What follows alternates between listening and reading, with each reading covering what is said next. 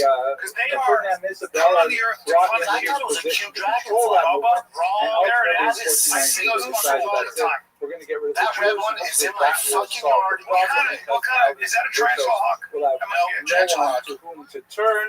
They were very What wrong. to know and what to Ultimately, of the appreciate. Jews who were expelled, many of them fled What to know to and what to neighboring appreciate Portugal here about the on the Tejas coast. wasp. All right?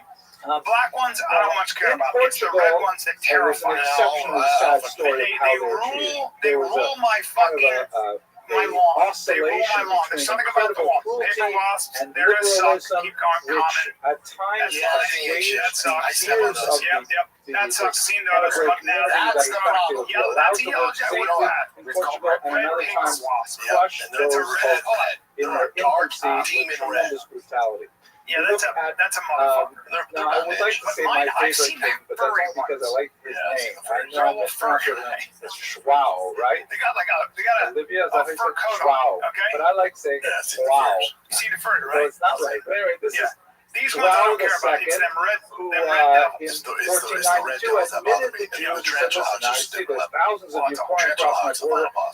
You're all very wealthy. The Jews are known as being the leaven of the economy. So you can come in here, you can bring your wealth, you can pay a special tax, and you can live here for 8 months. There you go. You Look at the sort size of that. yourself out. Huge You figure out where you're going to live. Huge. In the meantime, once he realized how valuable this new immigrant community was, he said, we should really keep the Jews here. But rather than simply open up his borders and give them free reign, he figured it would be much easier if they came and stayed, but as Christians. So he exposed them to many forced conversionist sermons, which were debuted a very popular since the 13th century in Spain after the Barcelona dispute with Nachmanides. I'm glad I'm not another. That's a scene, bro. I'm glad I'm not a caterpillar with my soft little tummy. Just skating around that thing as well. He figured that one of the ways we're going to get the Jews to convert is actually to work through their children. After months and months of conversion sermons with very little success, when they sting, their stingers don't leave. Perhaps they're not honeybees. Several thousand children, And then fat and separated them from their parents. all day. And sent them to the And then newly what happens discovered is you're island of paralyzed, Sao but you're still Tome, alive, which is and they here start off the munching. coast Difference is of when you got West that red Africa. fucking demon With flying the, right now. the You think those are explicit statement tentacles? Those that are they would then be they would be They returned to actually their live parents once their parents underground converted because to they Christianity. live down So in Hades. that particular They live episode down is where hell recorded is. They're in the center of in the fucking earth. Look at this that. way There's a book. stupid white person I'd like to with a read it to you stupid very thumb, quickly Always a just white to get a guy. sense just of like his handling style a red and fucking something demon which flash. Not me. was Fuck off. I immediately don't know how we prior got to from his zero own contact. birth. That's all. Well, we're talking about our To boy. my That's misfortune, Alex he puts it in Piera. the present and in He's the built first person just like singular Yeah, he's got about as because much the fat on his body as that narrator fucking wasp. is none other than Jacob the patriarch, So just who remember describes that. in a kind of that symbolic the way only all of the non-contact suffering of the leads with Jews this throughout chip, which time. is a huge So he mission. writes, to my misfortune, the island of Sao Tome had recently been discovered. It was inhabited by lizards, snakes, and other venomous reptiles, and was devoid of rational beings. They used it, for example, to house a slave fortress for the and it's within your base, you can transatlantic absorb slave the trade shots. that would So it's like a shotgun car. When you stretch that thing out, Here the king exiled condemned criminals, and he decided to include among them the innocent children of these Jews. Well, with Their guys at your parents had size, when seemingly you been see them like condemned Derek by Lewis when God's he hit sentence. that guy, When the he was just luckless preaching. It hour was like this arrived for this barbarity to be inflicted, mothers scratched their faces in grief I was with as their Henry babies, less than Cejudo, 3 years Wonder old, Boy, were taken from their Horace arms. Griffin, Honored Michael elders Bisping, tore their and beards, Dominic and the Reyes. fruit of their bodies And was Dominic snatched and I before brought their up the fact eyes. that I said, The you know, faded of course, all children due respect raised to their the great piercing Henry cries to Cejudo, heaven but when you're as they fighting were at 25 and mercilessly 35, torn from their beloved it is a parents different at such a consideration. tender You're age. not as Several women concerned threw with a themselves at the jab king's or a feet, fighting begging honey. for You're permission fighting to honey. accompany their children, I'm but fighting not the red even this wasp. moved the king's pity. Dominic One mother, he was like distraught by somebody this that said something horrible, that he wanted somebody unexampled to say because he cruelty, went, I say lifted this her all the baby in her time. arms and We have a paying no different heed to consideration. its cries, threw I herself know on the this. ship My friend is spreading into the shop. heaving I know sea this. and I know drowned, the consideration is just embracing her different. only child. Thus, those innocent souls were removed from their parents' sweet tenderness by such inhumanities and delivered into the power of merciless enemies. Oh, brothers, who describe to you the hidden and invisible anguish which choked all my children, the sighs, the tears, the bloody and febrile groans which were heard in all the I shouldn't houses. do that For there are again. no words of I don't consolation get to the relieve a pain ability, so the great, advantage even of though correcting my each one had wrongs. good reason I've already for lost them. When you sparred with that 7-foot He gold goes on to medalist, say that boxing wise, when these innocent children arrived at the wilderness of Sao Tome, which was to be their grave, they were thrown ashore and mercilessly left there. Oh, you're talking about. Almost all were swallowed up by the huge lizards on the island, and the remainder who escaped these reptiles what is wasted going away on from there? hunger and He knows abandonment. not to get Only a crazy few were with his boxing. miraculously spared. He knows not to unleash the right hand because he can find. That's what he does. He can find that at any given time. That's not the point. So Jab's live, so I can get used to trying to get inside to get used to Travis Brown. Unfortunately, it gets So worse. I'm trying to But they go my way. This is a Jab's picture live, of his body's live. successor, We know Manuel he can land the right hand whenever you want. Manuel Yes. the First, the So king, don't wanted take it easy to on that. You can create touch a me, but don't dynastic fucking union take with my lights out. Spain, Because that's not what we're here for. creating one Christian dominion for the entire peninsula. That's all that is. And so, in order to effect this, he agreed to take the daughter of Queen Isabella, the Infanta Isabella, as his wife, creating a dynastic union. Just seeing that guy Isabella and Ferdinand, very doctrinaire, trying to knock your head off. Judaic You just looked at me. individuals, insisted that they would not form a union with a country that still permitted Jews in its midst.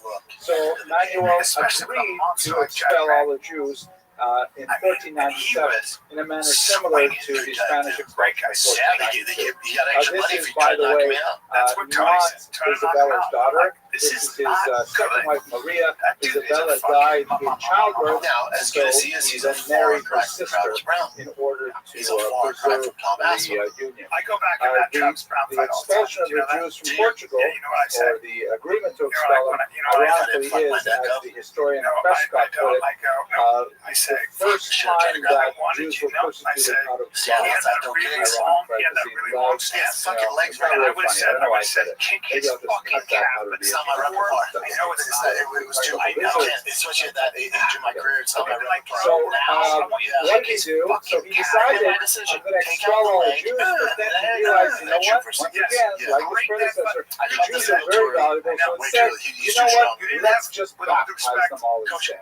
Let's just make them Christian. That way we'll keep their wealth, we'll keep their know-how. It's only a few thousand Jews anyways, and so through various stratagems, he actually brought them to the seaside, but I won that and fight. before I know boarding the fight right boats, for they Doom were because he went on for me baptized, for Doom. and suddenly they became So Christian. even I don't No more start Jewish shop. problems I would, in Portugal, if I fight and then for the immediately title. thereafter, Yeah, he we would have, closed the but borders. it's just like, Who and knows? said that no how much Jews punishment you would have may taken? leave Portugal. Who knows So what one of these the fuck? ironic situations in which But the let's Jews be are honest, not you didn't free have the to greatest practice their coaching. religion. Not They not are a free knock to on be your coach because Christian, he wasn't and an they're not MMA free coach, to but leave. I didn't have either. MMA coaching. They must remain I'd have within at the least a boundaries of bowler, Portugal like a guy with who their knows wealth everything and their about you had a economic really know-how good, and so on. really So good for the next several decades, striking coach Portuguese who Jews are MMA trying straight desperately like really to understood that they kind of, valued those low kicks and things like that. escape Put that together. Portugal And and because you're find a athletic place enough, where like, they I can needed a practice year. I needed a Judaism year with freely. you. And So that you If I Amsterdam, would have like a Salonika, Mark Henry back Constantinople, in the day, these places like or these are places the guy where from the Caldero or Portuguese something like Jews, that. who were Yeah. only a few years Now we earlier got- now Spanish we're Jews, MMA are now specialist. trying to find Yes, ways and to now- live their Now we're life just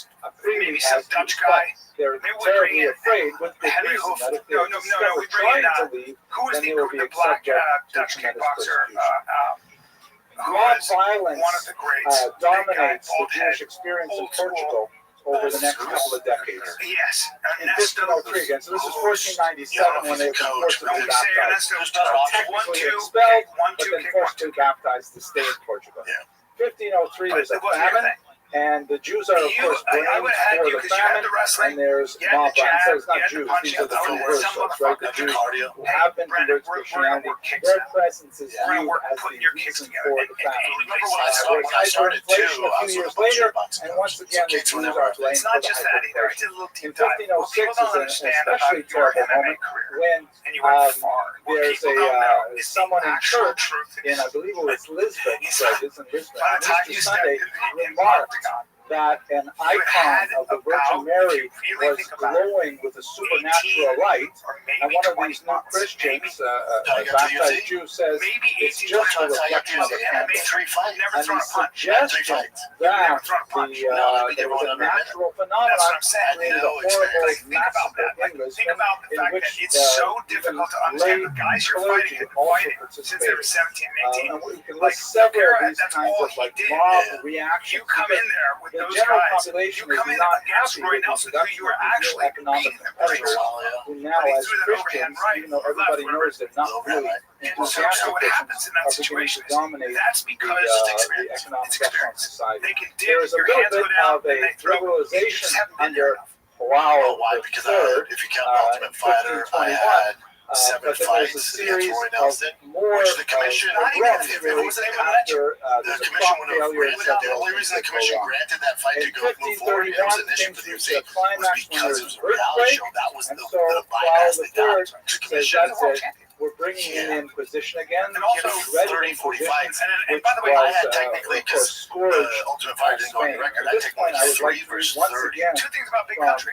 Also, he's one of the greats. There was, in his prime, I don't think there was anybody more modern terms. When I first read this, it felt to me a lot like Franz Kafka. You could punch him, and he would just keep coming. There's no one like him. So, and I was in a rush to get out of it. You were just But to my own credit, most people, when I touched them, they got fucked up. But Roy, 30 fights deep, expansion, that's fine. I've seen this before. Your athleticism served you well. You trained hard. You can't do it at 18 months. Right, what I don't think people realize is that the king and queen sent to Rome for a wild monster, right? The Inquisition comes from Rome, Roman Catholic. Of such strange form and horrible name that all Europe trembles at the mere mention of its name. He speaks of the Inquisition in concrete, metaphorical terms. Its body, an amalgam of hard iron and deadly poison, has an adamantine shell made of steel and covered with enormous scales. It rises in the air on 1,000 wings with black and poisonous pinions, and it moves on the ground with 1,000 pernicious and destructive feet. Its form is like both the awesome lions and the frightful serpents in the deserts of Africa. Its enormous teeth just so there's equal context those of for the most Brian, powerful go to elephants. my Its clip whistle on my, or voice kills even more quickly than the gun let of me set this Staphylos. the dinner Its table. eyes and mouth spew So continual there's 700 flames fighters on the blazing antitrust consuming lawsuit. fire. And the food it eats I can give is you the the fire 3 or 4 names in who which did human take bodies burn. I'm not allowed to. Its but I flight know, is yeah. swifter than the eagle's, but wherever it passes, its shadow So what's spreads a that? pall About of gloom over the 99% brightest sun. of the fighters of Finally, in the its 700 wake, it leaves a darkness are like the taking the darkness visited antitrust upon lawsuit money. Egyptians in It's one of like the plagues. $475 And when it arrives at its I know what John's destination, getting. the green Kyle, grass he which it says treads on, 200,000 is where the actually about luxuriant tree 100,000. on So which it's a it little off on lights that. Is that how dies, they break down the decays, and payments? withers, But either way, and it's then turned down is 6 figures. uprooted Low by the 6 figures, monster's we turned it down. devastating beak. It desolates the entire countryside with its poison until it is like the Syrian deserts and sands, where no plant takes root and no Makano grass responded to grows. this. And for the record, I love Makano. And he's very smart affects guy. the Jewish He's very community, and smart. it's interesting to Yeah, say he's very here smart. that he says, I do not want to be remiss in telling you that in addition to the enemy, there were at that time some confessors, meaning like these Christians, who delivered their own brothers into this cruel monster's power. An allusion to the cycle of torture and forced confession and denunciation of other Jews. Poverty was the spur and the reason for most of their evil acts. Many poor confessors went to the houses of their richer brothers to ask for a loan of 50 or 100 cruzados for their needs, but when he refused them, they accused him of Judaizing with them. Terrible situation, and once again with the Inquisition, the $200,000 again. Just so you This is know, the Makano, environment in which Dana bets for Busquets $200,000 experienced his youth every in night. adulthood. Like So it let ain't us shit. go to So if you Busquets think himself. in his mind, We don't he's even going, know well, if this Makano is didn't his take the real money. name. The Let's only hook thing this we guy really up. know about You him don't know the are fucking world. whatever And information you're is in the included in fucking this most book cutthroat and business in in a the few world. scattered And you let it references pass of you his by. contemporaries. But you think It you're may being a be good company, a man. pseudonym. With a company He that can refers, give he two shares some fucks autobiographical about information. He says that his It's family comes from mind-blowing. Huesca, Not which the is the Makano town of turns out. Castile in So let Spain. me say this before you go, So there, it may be an this acronym isn't- meaning like this the is where person from people get confused. This isn't It's an also anti-UFC, interesting to note anti-Dana that, White rant. he It's seems none of very that. fond of My whole point of acronyms being and of of saying all You this. would have said this to you know, Makano you take the before. letters You of would a have word said, and dude, mix them up. take the So, for money. example, Here's one of why. the main Makano's characters being a loyal It has guy. nothing to do with the Dana. So constellation my whole is thing on all this is Icabo, Dana's which going to do is an what's best for the acronym of business. Yaakov. And he's brilliant So, at it, and that's some exactly scholars what have he should argued do. that he may be Know the game, know Manuel professional sports. Garcia, It's so if I remember cutthroat. correctly. So Dana's That's going to look out for the acronym UFC, for, TKO not in especially himself, well and known, he's the best ever Christian. doing it. It's a Christian And name him for betting a $200,000 a night Busquets is may have credit been to a pseudonym Dana because he's earned every fucking penny of that. We'll talk about He's allowed to do Manuel that. Gomez. My point of bringing up We people know to from his own $200,000 description that is his family entered Makano, Portugal you right turning it after the down. expulsion of 1492, and he was money's already born there. shortly It's being thereafter, allocated so whether he you turn grew down or up not.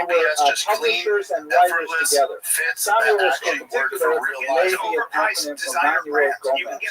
But the three of them together produced the Ferrara Bible and the Consolations for the Tribulations of Israel, That's the bottom and line. many And by other the way, works you can of get them its at Target time. and Costco. That's how big our boy is. Yeah.